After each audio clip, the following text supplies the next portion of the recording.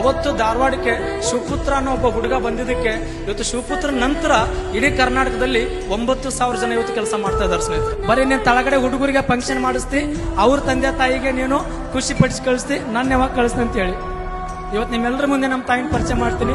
ಎಲ್ಲೇ ಕೂತಿದ್ದಾಳೆ. ಜನರ ಕಾಯೋ ಧಮನಿಯು ನೀನೇ, ತಡೆವಾಲೆಯು ನೂರಿದೆ ಮುಂದೆ, ಅಂಜದೆದೆಯ ನಾವಿಕನೆದುರೇ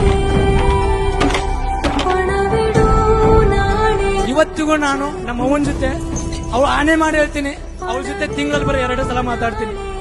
ಸಾವಿರ ಪಡೆಗಳು ಸಮರವೇ ಸಾರಲಿ ಕ್ಷಣದಲ್ಲಿ,